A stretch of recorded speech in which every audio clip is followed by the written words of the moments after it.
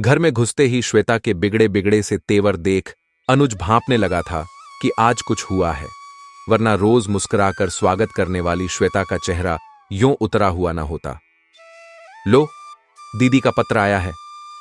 श्वेता के बढ़े हुए हाथों पर सरसरी सी नजर डाल अनुज बोला। रख दो, जरा कपड़े वपड़े तो बदल लूं। पत्र कहीं भागा जा रहा है क्या? श्वेता की हैरत भरी नजरों का मुस्कुराहट से जवाब देता हुआ अनुज बाथरूम में घुस गया। श्वेता के उतरे हुए चेहरे का राज भी उस पर खुल गया था। अनुज मन ही मन सोचकर मुस्कुरा उठा। सोच रही होगी कि आज मुझे हुआ क्या है। दीदी का पत्र हर बार की तरह झपट कर जो नहीं लिया। हर साल गर्मी की छुट्टियों में दीदी के आने का सिलसिला बहुत पुराना था, परंतु विवाह के 5 वर्षों में शायद ही ऐसा कभी हुआ हो जब उनके आने को लेकर श्वेता से उसकी जोरदार तकरार न हुई हो। बेचारी दीदी, जो इतनी आस और प्यार के साथ अपने इकलौते छोटे भाई के घर थोड़े से मान और सम्मान की आशा लेकर आती थीं, श्वेता के रूखे बर्ताव व उन दोनों के बीच होती तकरार से अब चंद दिनों में ही लौट जाती थीं। दीदी से अनुज का लगाव कम होता भी तो कैसे। दीदी 10 वर्ष की ही थीं जब मां अनुज को जन्म देते समय ही उसे छोड़ दूसरी दुनिया की ओर चल दी थीं। दीदी ना होती तो मेरा क्या होता, यह सोचकर ही उसकी आंखें भर उठतीं। दीदी उसकी बड़ी बहन बाद में थीं, मां जैसी पहले थीं। कैसे भूल जाता अनुज बचपन से लेकर जवानी तक के उन दिनों को जब कदम कदम पर दीदी ममता और प्यार की छाया लिए उसके साथ चलती रही थीं। दीदी तो विवाह भी न करती, परंतु रिश्तेदारों के तानों और बेटी की बढ़ती उम्र से चिंतित पिताजी के चेहरे पर बढ़ती झुर्रियों को देखने के बाद अनुज ने अपनी कसम देकर दीदी को विवाह के लिए मजबूर कर दिया था। उनके विवाह के समय वह बीए में आया ही था। विवाह के बाद भी बेटे की तरह पाले भाई की तड़प दीदी के अंदर से गई नहीं थी। उसकी जरा सी खबर पाते ही दौड़ी चली आती। वह भी उनके जाने के बाद कितना अकेला हो गया था। यह तो अच्छा हुआ कि जीजाजी अच्छे स्वभाव के थे, दीदी की तड़प समझते थे, भाई बहन के प्यार के बीच कभी बाधा नहीं बने थे।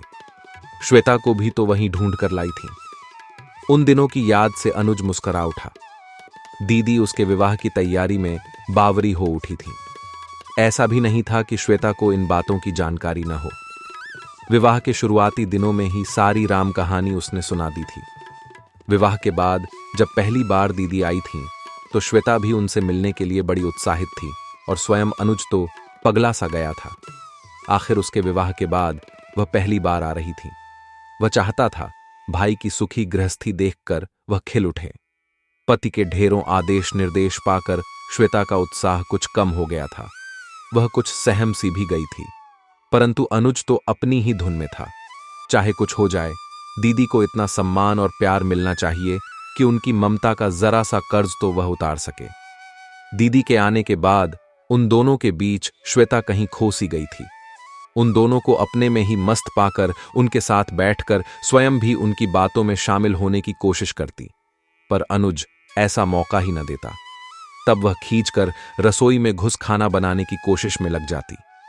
मेहनत से बनाया गया खाना देखकर भी अनुज उस पर नाराज हो उठता। यह क्या बना दिया? पता नहीं है। दीदी को पालक पनीर की सब्जी अच्छी लगती है, शाही पनीर नहीं। फिर रसोई में काम करती श्वेता का हाथ पकड़कर बाहर ला खड़ा करता और कहता, आज तो दीदी के हाथ का बना हुआ ही खाऊंगा, वे कितना अच्छा बनाती हैं। तब भाई बहन चुहलबाजी करते हुए रसोई में मशगूल हो जाते और श्वेता बिना अपराध के ही अपराधी सी रसोई के बाहर खड़ी उन्हें देखती रहती। दीदी जरूर कभी कभी श्वेता को भी साथ लेने की कोशिश करती, लेकिन अनुज अनजाने ही उनके बीच एक ऐसी दीवार बन गया था कि दोनों औपचारिकता से आगे कभी बढ़ ही न पाई थीं। उस समय तो किसी तरह श्वेता ने हालात से समझौता कर लिया था, लेकिन उसके बाद जब भी दीदी आती वह कुछ तीखी हो उठती। सीधे दीदी से कभी कुछ नहीं कहा था, लेकिन अनुज के साथ उसके झगड़े शुरू हो गए थे। दीदी भी शायद भांप गई थी, इसीलिए धीरे धीरे उनका आना कम होता जा रहा था। इस बार तो पूरे 1 वर्ष बाद आ रही थीं। पिछली बार उनके सामने ही श्वेता ने अनुज से इतना झगड़ा किया कि वे बेचारी 4 दिनों में ही वापस चली गई थीं। जितने भी दिन वे रहीं, श्वेता ने बिस्तर से नीचे कदम न रखा। हमेशा सिरदर्द का बहाना बना अपने कमरे में ही पड़ी रहती। एक दोपहर दीदी को अकेले काम में लगा देख भनभनाता हुआ रवि श्वेता से लड़ पड़ा था। तब वह तीखी आवाज में बोली थी, तुम क्या समझते हो मैं बहाना कर रही हूं? वैसे भी तुम्हें और तुम्हारी दीदी को मेरा कोई काम पसंद ही कब आता है।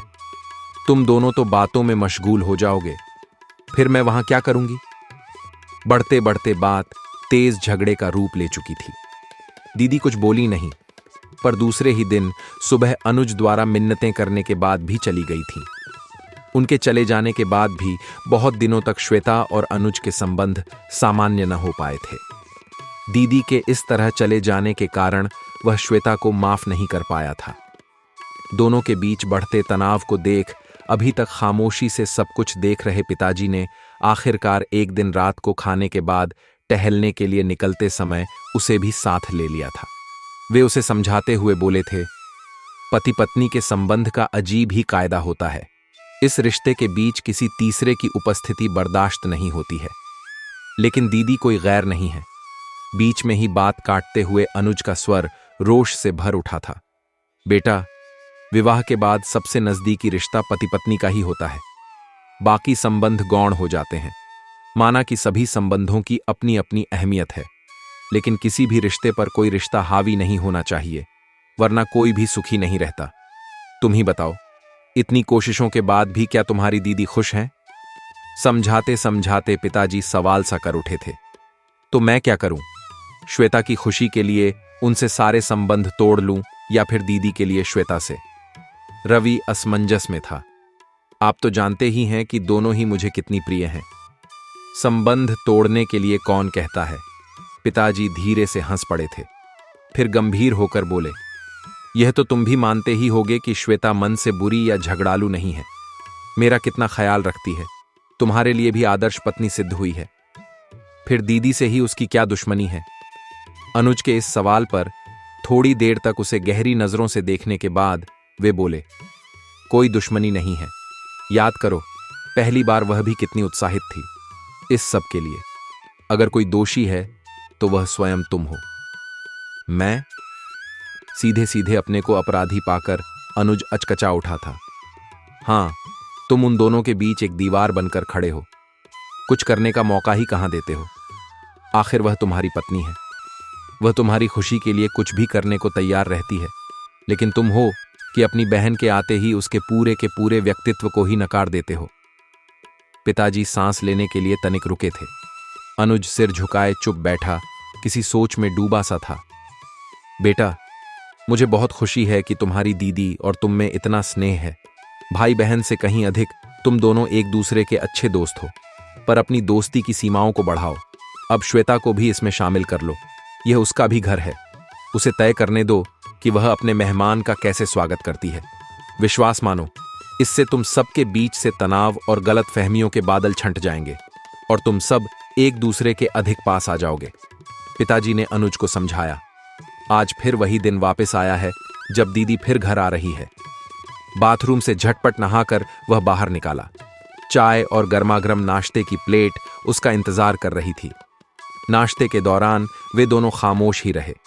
झूठे कप और प्लेटें समेटती श्वेता की हैरत यह देख और बढ़ गई कि अनुज पत्र को हाथ लगाए बिना ही एक पत्रिका पढ़ने लगा है। तुम्हारी तबीयत तो ठीक है? श्वेता का चिंतित चेहरा देखकर अपनी हंसी को अनुज ने मुश्किल से रोका। हां, ठीक है। क्यों? फिर अभी तक दीदी का पत्र क्यों नहीं पढ़ा? श्वेता के सवाल के जवाब में वह लापरवाही से बोला, तुमने तो पढ़ा ही होगा, खुद ही बता दो क्या लिखा है। वे कल दोपहर की गाड़ी से आ रही हैं।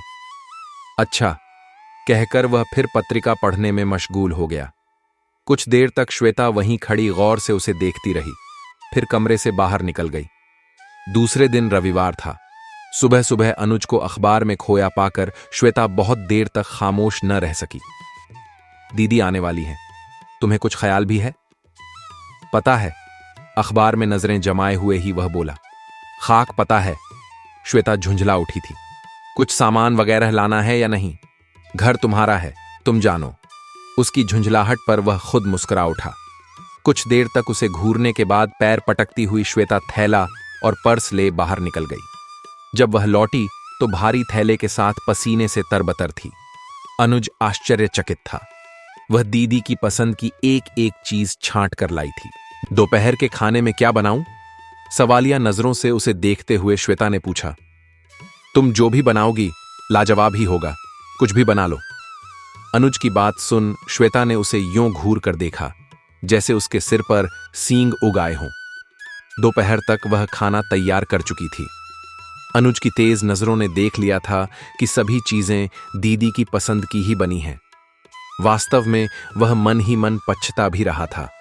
उसे महसूस हो रहा था कि उसके बचकाने व्यवहार की वजह से ही दीदी और श्वेता इतने समय तक अजनबी बन परेशान होती रहीं। ट्रेन का टाइम हो रहा है, स्टेशन जाने के लिए कपड़े निकाल दूं? श्वेता अपने अगले सवाल के साथ सामने खड़ी थी। अपने को व्यस्त सा दिखाता अनुज बोला, उन्हें रास्ता तो पता है, ऑटो लेकर आ जाएंगी। तुम्हारा दिमाग तो सही है। बहुत देर से जमा हो रहा लावा अचानक ही फूट कर बह निकला था। पता है ना कि वे अकेली आ रही हैं। लेने नहीं जाओगे तो उन्हें कितना बुरा लगेगा। आखिर तुम्हें हुआ क्या है? अच्छा बाबा, जाता हूं, पर एक शर्त पर, तुम भी साथ चलो। मैं? हैरत में पड़ी श्वेता बोली, मैं तुम दोनों के बीच क्या करूंगी? फिर मैं भी नहीं जाता।